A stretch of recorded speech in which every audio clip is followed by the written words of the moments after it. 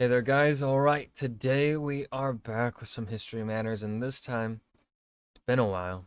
We're watching another one of their 10-minute histories. This time, though, on Charlemagne and the Carolingian Empire. A short documentary. Before we dive in, make sure you go and check out the links in the description box below. I'd love to join the Discord, follow me over Twitch, and please do go check out the gaming channels here on YouTube. One is for stream VODs, and then the other is for edited content. Go check them out.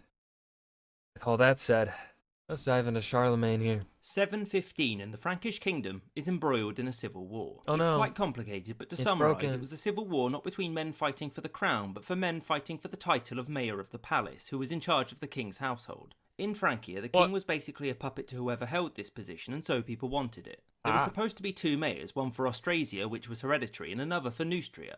There was an attempt to merge both mayoralities by giving them both to an 8-year-old and revolt. A man Yeah, I think giving things to an 8-year-old in this, would cause fire. named Charles Martel seized the opportunity that the chaos brought and managed to defeat his enemies in 718. Charles was given the title Duke of the Franks by King Chilperic II, who again didn't have any real power. Chilperic died in 720 and was replaced by Theodoric IV, who Charles had appointed. Charles saw to increasing the size of the kingdom, and by 730 it had expanded to this, with Charles conquering many of the German-speaking peoples to the east. To the west and the south, though, things weren't so rosy. The Duchy of Aquitaine had previously been part of the Frankish kingdom, but had broken away in the civil war and was now having trouble with their shared southern neighbour. This southern neighbour was the Umayyad Caliphate, which was, at this point, the largest and wealthiest empire ever assembled. The Caliphate, after numerous attempts, had started to conquer Aquitaine, forcing its Duke Otto to ask Charles for assistance. He granted it in return for Aquitaine's submission, and Charles mobilised his army and met the Caliphates here at the famous Battle of Tours, sometimes called the Battle of Poitiers. It was a decisive Frankish victory and was thus cemented forever as one of the most famous battles in history. The exact importance of the battle is the Battle of Tours. No one knows for certain whether the Umayyads were there to conquer or loot. Irrespective, its importance is hard to overstate. Fiercely debated, with opinions ranging from it merely halting further raiding to saving Christianity in Western Europe. Anyway, the Caliphate would try again in the following years, but failed, and by 740 it ceased to be an existential threat to Francia. So in 737, King Theodoric IV had died, and Charles decided he didn't need to appoint another king, and so he didn't. He didn't take the crown for himself, though, and still ruled as mayor until his death in 741. So you're just like, yeah, there's no king, but also I'm not the king, but I'm exercising the powers of the king. Charles, that's a bit confusing. Before his death, the territories of the kingdom had been split between his sons, Carloman and Pippin. In 743, they both chose a new king, Childeric III, but as expected, he had no authority. The first half a decade of their joint rule saw several revolts in the east and some clashes in the south, but it was largely stable. In 747, Carloman renounced his title and became a monk, leaving Pippin as the sole ruler. By 751, Pippin didn't really see the point of Childeric remaining on the throne, and so with the consent of Pope Zachary got rid of him. He proclaimed himself King Pippin III, the first of the new Carolingian dynasty named after his father. Pippin was an accomplished general and leader, but not as much as his father or his son, and so he isn't very well remembered. He did, importantly, begin the close relationship between the Frankish kings and the popes. Pippin lacked legitimacy, which he could gain from the pope, who in return would gain the Hobbit, Pippin. Frankish protection from the Lombards. Pippin aided Rome against the Lombard kingdom several times and carved out these territories for the Pope to govern personally, the Papal States. Pippin reigned until 768 when he died. He divided the kingdom between his two sons, Charlemagne the eldest and Carloman. Charlemagne's name comes from the Latin Carolus Magnus, meaning Charles the Great. So Charlemagne and his brother didn't like each other, but fortunately this wouldn't be a problem for long, since in 771 Carloman found himself slightly dead. As such, Charlemagne gained the rest of the kingdom, beginning his transformative sole rule. Charlemagne's first priority was war and expansion. Over the course of his reign, Charlemagne was one of the most successful warrior kings in European history. His wars in the east also had religious aspects to them. No way! He totally doesn't, do a little genocide or anything against Saxons or nothing, no. To war with pretty much everyone, but the reasons for these wars weren't exclusively territorial but also religious. To the northeast of the kingdom lived the Saxons, who were pagans and had raided the kingdom for centuries. In 772, Charlemagne launched a raid to destroy the sacred Saxon tree called Irminsul, beginning decades of warfare and forced conversions in the region. 773 saw conflict between the kingdom of the Lombards and the Pope, and Charlemagne, who wanted to maintain this prestigious relationship between the Franks and the papacy, came to the Pope's aid. It was a quick war, and the Lombards were defeated the next year when Charlemagne captured its capital, Pavia. He thereafter proclaimed himself as the king of the Lombards, but did keep the territory separate from Francia proper. He also conquered the Duchy of Spoleto and gave some authority over it to the Pope. The war with the Saxons continued at a grindingly slow pace until they rallied behind a man called Widukind. Charlemagne was unhappy with this, and so in 782 he ordered the execution of over 4,000 Saxon prisoners, and in 785 Widukind accepted baptism. Damn. The decades following this saw major expansion of the kingdom, starting in 787 with the subjugation of Benevento here. The next year the kingdom expanded further east with the integration of Bavaria and the conquest of Carinthia, which brought the Franks into contact with the very wealthy Avars. It wasn't long before war broke out between the two, and the Franks, led by Charlemagne's son Pippin, invaded. The Avars had lost Another by Pippin. 796 and their royal residence, called the Ring, was sacked. Immediately after this, Ring. Charlemagne subjugated Croatia and these areas. The next year, Charlemagne finished subjugating God, he's still going.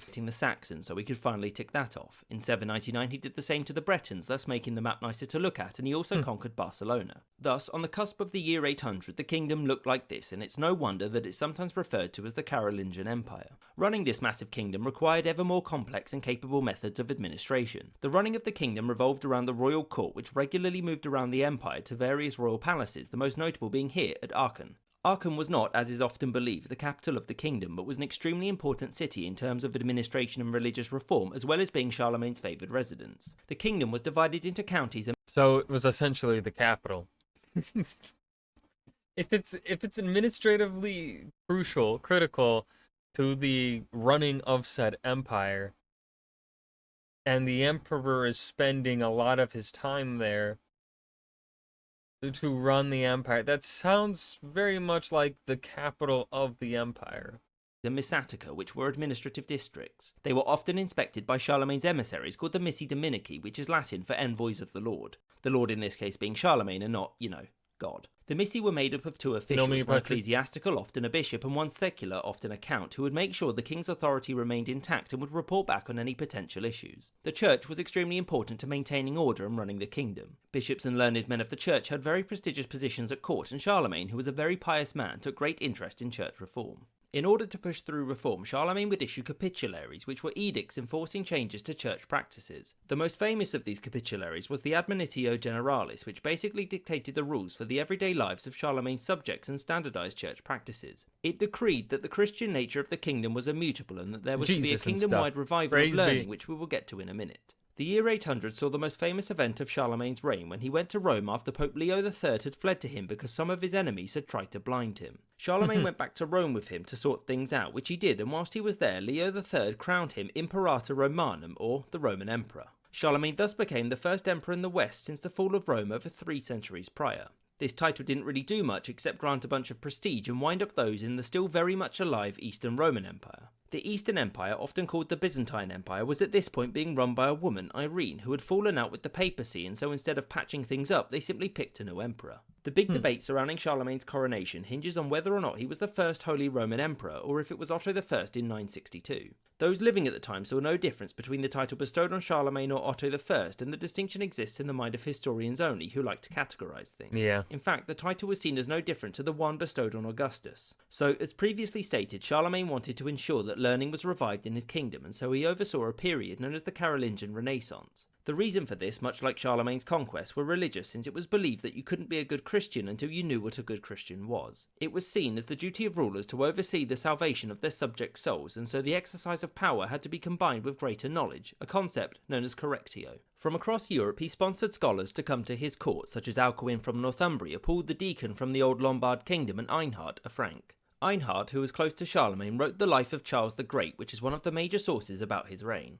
Schools were founded across the kingdom, the most notable being Metz, Soissons and St. Gall, and greater emphasis was given to learning. The curriculum was standardised, literacy rates amongst the nobility improved, and a new means of writing was created, Carolingian minuscule. This would see the implementation of many grammatical conventions, such as introducing lowercase letters, question marks, and standardising letter forms. All of this led to a massive increase in the number of texts produced and a strengthening of the church, whose literacy rate made it indispensable to leaders. Charlemagne undertook much of this learning himself, and there is a common belief that he was illiterate. He probably wasn't, but there isn't overwhelming evidence either way. He didn't learn Latin, which was an Einhard claims that Charlemagne was literate. Charlemagne most certainly could speak Latin and may have spoken Greek. official administrative language until his later life, though, and Einhard claimed that he could speak and read Greek, but the truth of that is less clear. So, now that Charlemagne was an emperor who'd reformed his empire and conquered most of his neighbours, there was only one thing left to do: conquer more neighbours. In 805, after some raiding, Charlemagne took his forces to the east and subjugated all of these people, notably the Bohemians. In the south, there was some more conflicts with the Muslims, and by 812 the Franks had expanded to here. God The only damn, power in Charlemagne. Europe that could challenge Charlemagne now was the Eastern Roman Empire, which held this territory, most notably Venice. In 812, Charlemagne won a diplomatic victory when the Byzantines recognised him as the legitimate emperor in the west, which might have had something to do with the fact that he had an army just outside of Venice. Whilst the size of the Frankish kingdom may have dissuaded aggression by the Byzantines, it didn't deter the Danes. Pretty much immediately after Francia's borders had expanded to reach Denmark's, raiding had begun up and down the coast. These raids were pretty devastating, but ultimately were nothing compared to what Charlemagne's successors would have to endure. Charlemagne's 47-year reign would come to an end when he died in 814. Rip. His eldest son, Pippin, had died in 811, and so he had only one legitimate son left, Louis, better known as Louis the Pious. His reign was somewhat less successful than his father's, though, and he ended up dividing the kingdom up between his sons, which led to the rise of two major states, in the west, the Kingdom of France, and in the east, the Holy Roman Empire. So Charlemagne is remembered as many things: a conqueror, a patron of scholars, as a reformer, and as a protector of the church. After his grandsons divided the empire between them, Charlemagne was considered the father figure of the new states which came out of it. Much of his reign was driven by his desire to be a great Christian king. He believed it was his duty to subjugate the surrounding areas and force conversions within them in order to save the souls of those who lived there. Not It is problematic. important to remember that much of his great legacy was built upon the work of his forebears Pippin and Charles Martel, without whom there may not have been a Francia at all. One thing is almost universally agreed upon though: Charles most certainly deserved to be remembered as the Great. I hope you enjoyed this episode, and And that was 10-minute history. Charlemagne and the Carolingian Empire, a short documentary by History Matters. This was a good video. Definitely a little not used to.